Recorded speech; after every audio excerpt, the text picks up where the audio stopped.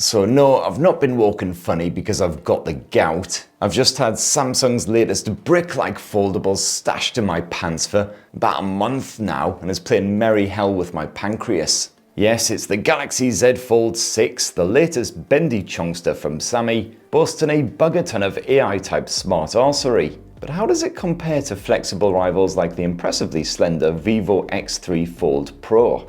Well, here's my full review, and for more on the latest and greatest tech, please do poke subscribe and ding that notifications bell. Cheers!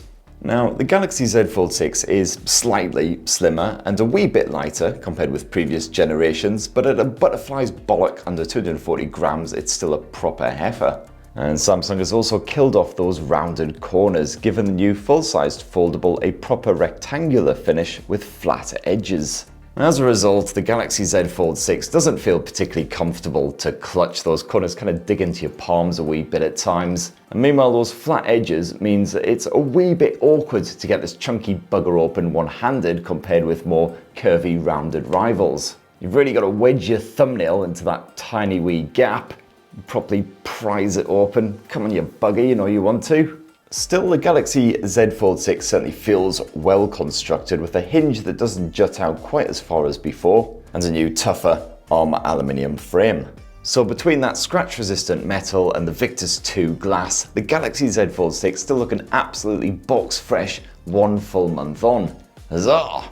As usual, you've got a frosted finish around back, which is pleasingly resistant to smudgy, greasy nastiness. All you'll have to deal with is occasional bits of cack that get stuck just around the camera bump area.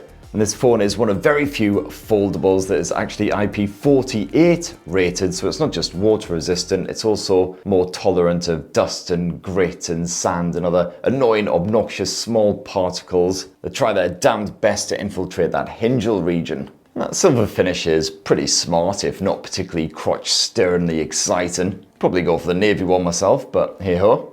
Now, Samsung appears to have actually listened to feedback from previous models about that bemusingly skinny cover screen, but it's only very slowly tweaking the aspect ratio to make it a more regular shape. The 6.3-inch dynamic AMOLED outer panel is 1mm wider compared with the old gen, so it's still rather inappropriate for viewing documents, replying to messages, etc. Even when I'm completely sober. A rarity, yeah, but it has been known to happen. My messages are still usually littered with typos. I've only got stubby wee fingers, but every time I type a message on this cover screen, I feel like Fat Homer trying to dial on the phone. And also occasionally an app will have to restart if you're shifting between the cover screen and that internal screen, which is a less than seamless experience, but thankfully most apps seem to cope with it pretty well. Still, weird shape aside, it is a cracking panel. That 2376 by 968 pixel resolution keeps those visuals crispy.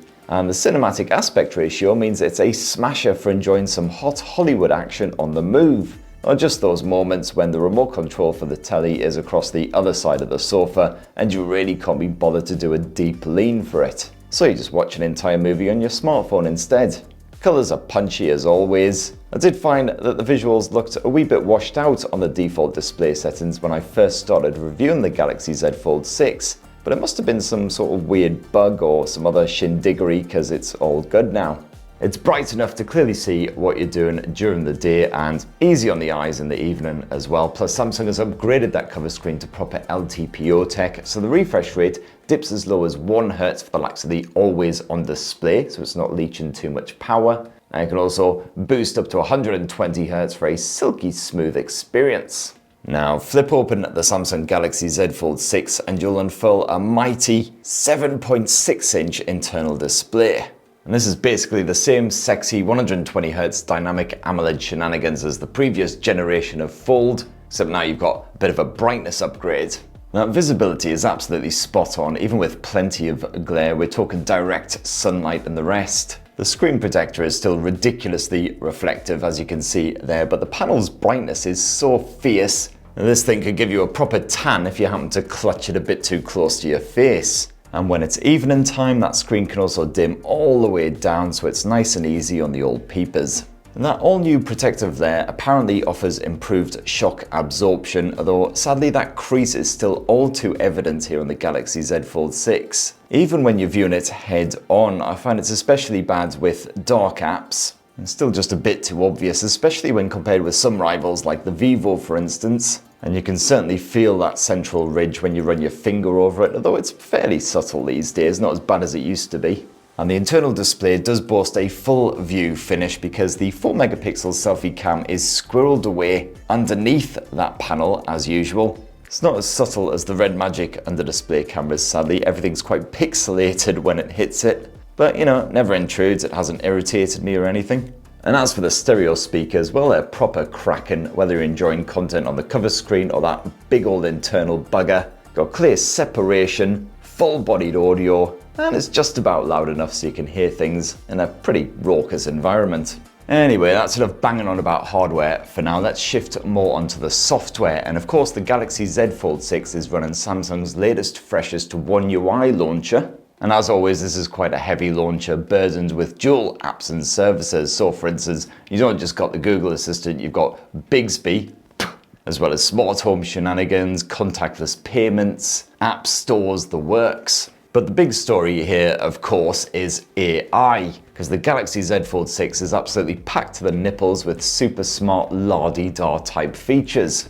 Most of which I actually showed off in my recent tips and tricks guide, which you should definitely check out if you haven't done already. Some of these will probably be helpful when traveling, although I haven't had the chance to actually try them out. Like the interpreter tool, which can translate someone speaking foreign chat into English and vice versa. We've also got live translate support in third-party apps like WhatsApp now. One of the best additions is actually Samsung's web page summarization tool. This time-saving blighter is properly impressive and something I've actually come to use quite often when trying to catch up with news, music reviews, etc. in those rare 5-minute breaks. It's especially adept at cutting out the paragraphs of SEO bollocks that seems to be crammed at the front end of every article these days. Thanks Google for up the internet. On the flip side, I haven't found the AI drawing tools particularly useful, but they are stupid fun. The ability to add random bollocks to any photo is endlessly entertaining, while the tool which de-shitifies your cruddy sketches is also quite daft, but frequently hilarious. And then you've got all those AI tools which I think most people who've used a Samsung phone recently are more than familiar with, the likes of Circle to Search, which I actually find integrating into your daily repertoire without even really thinking about it. So certainly, apart from Google with its Pixel phones, Samsung is one of the biggest and the best when it comes to smarty pants shenanigans on their smartphones. And the actual foldable experience here on the Galaxy Z Fold 6 is pretty decent. That dock is easy to use as always for pulling out multiple apps onto the massive screen, but I do still prefer the OnePlus way of doing things, so that Open is still the superior machine for multitaskers. And the Z Fold 6 can still occasionally be a wee bit glitchy, so for instance, even when I've got auto rotate active, quite a lot of the time when I do rotate with an app on that main display, it'll just be like, what am I supposed to do now? Huh? What? And either freeze up or just explode. But still, you do get 7 long years of software support on this bad boy, so that's 7 OS updates and 7 years of security patching as well. So yes, I'll probably be defunct before this bloody phone. And yes, by defunct, I do mean my liver will have basically spontaneously combusted. Now, no massive shocks as far as the performance goes on the Galaxy Z Fold 6. It's Qualcomm's Snapdragon 8 Gen 3 stuffed inside that bendy chassis, backed by a healthy 12 gigs of RAM. Or rather, it's the Snapdragon 8 Gen 3 for Galaxy, to be absolutely precise, so a special refined version that Qualcomm has pumped out just for Sammy. And for sure, gamers will be more than happy enough here. That Billy Big Bollocks chipset keeps demanding fare like Zenless Zone Zero running with a healthy, stable frame rate, even with all of the graphics maxed right out. I have found the cover screen is just a wee bit too skinny for fast-paced action fare, so you are best off opening up and enjoying that more expansive view, even if it does mean your peripheral vision is slightly hampered. Samsung has installed a bigger vapor chamber in the Galaxy Z Fold 6 compared with the previous generation, and this seems to do its job well. This blower didn't get too warm at all, even when gaming for ruddy ages. And of course, the OneUI gaming mode is still a bit basic compared with many other flagship phones, but the priority mode is helpful when you want a distraction-free gaming experience. As for the battery tech, well, absolutely bugger all has changed there compared with the previous generation. It's once again a 4,400 mAh capacity cell crammed into this bendy frame. And yes, as usual, bit of a letdown compared with some of the competition, the likes of the OnePluses and the Vivos. Almost every single day I've been using this thing with my SIM stuffed inside. By the end of the evening, it's either been in power saver mode or it's been stony coldy dead. And especially if I've used the camera even a fairly modest amount. And it is bloody slow at powering up again as well, which is less than ideal if you're heading out for an evening of light refreshment and dancing and sophisticated conversation. And 10 minutes before you step out the door, you realize the bugger's about to die on you. Definitely want to be carrying a power bank at all times. But yes, you do at least have a bit of wireless charging support as usual as well, so that's quite nice. If also really, really bloody slow. And that camera hardware hasn't been tinkered with too much at all either. It's once again another 50 meg main shooter like last year's Z Fold, plus a 12 meg ultra wide effort and a 10 meg telephoto snapper with a 3x optical zoom. As usual, that camera app is pretty dense, all kinds of different options and toggles stuffed in there. So up here you've got all the usual timer shenanigans, change up the aspect ratio. You can also change the resolution between 12 and 50 megapixels. All of your various filters, etc. as always. And plenty more stuff packed away in the camera settings as well, including intelligent optimization, where you can tinker with the amount of processing that happens. I highly recommend switching off Scene Optimizer if you want a more natural looking pic. And I found that while the Galaxy Z Fold 6 isn't the best Samsung shooter out there, it doesn't quite hit the lofty heights of the S24 Ultra for instance, it is still pretty good at capturing action snaps, family pics, all that kind of stuff as long as the lighting isn't pants. I did see the occasional spot of oversaturation when there was quite strong contrast, but bolder colours are usually well captured without going overboard. That focus rarely fails, even in lower light. But when you are dealing with night shots and the like, make sure that your hands and your subject are as still as possible, or the photo will not look good. With that ultra-wide angle shooter, the tones are not too dissimilar to what you'll see with the primary snapper, and you can capture a more dramatic looking shot for sure, although at night time it does suck, and sometimes you will see some focus and bulkiness.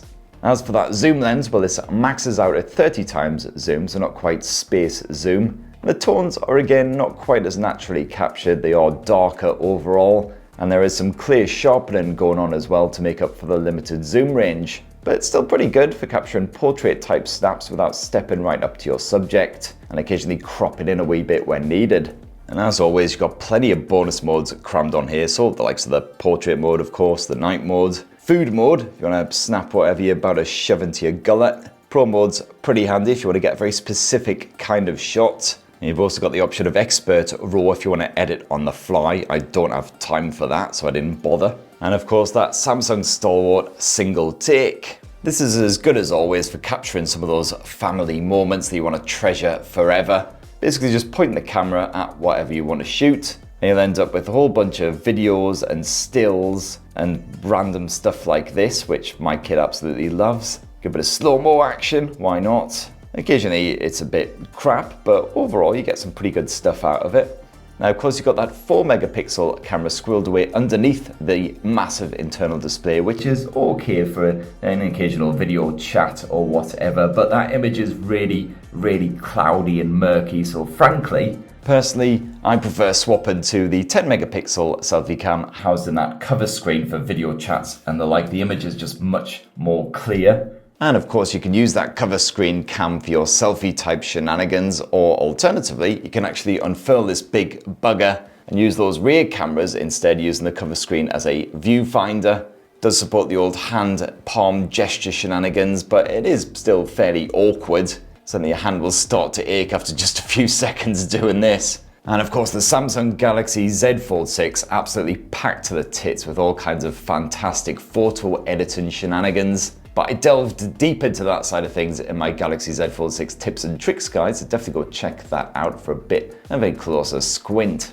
And if you're shooting home movies with the rear camera setup, well, you can capture up to 8K resolution footage at 30 frames per second now. These here test clips were mostly captured at 4K resolution, as I don't have an 8K telly, and this review is processed at 4K resolution, so it'd be completely pointless. But this here is some 8K video, as you can see, boasts sharp visuals and impressive stabilization still.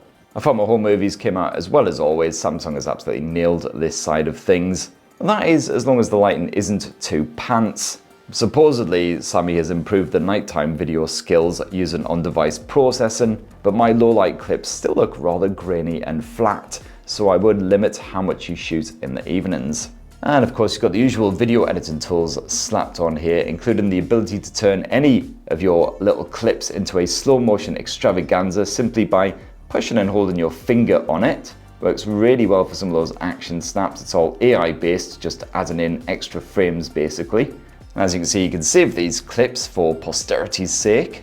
So yeah, it certainly has its limitations, especially when it comes to some of the evening stuff, but the Galaxy Z Fold 6's camera, pretty bloody good if you've got a family, pets, whatever. Great way of capturing some rather fun, long-lasting memories. And there you have it, my lovelies. That is what I reckon of Samsung's Galaxy Z Fold 6 after using it for this past month. And sadly, Samsung has been surpassed when it comes to massive bendy blowers by the likes of OnePlus and Vivo. Definitely go check out my full Vivo X3 Fold versus Samsung Galaxy Z Fold 6 comparison so you can see exactly which areas Sammy is lacking in. But what about you guys? What do you reckon of the Z Fold 6? Have you actually been using it as your full-time phone as well? It'd be great to hear your own mini review down in the comments beneath my chatty head. Please do book subscribe, ding that notifications bell for more on the latest and greatest tech. There's more bendy blowers yet to come in 2024. Absolute glut of them recently. And have yourselves a bloody wonderful rest of the week. Cheers everyone. Love you.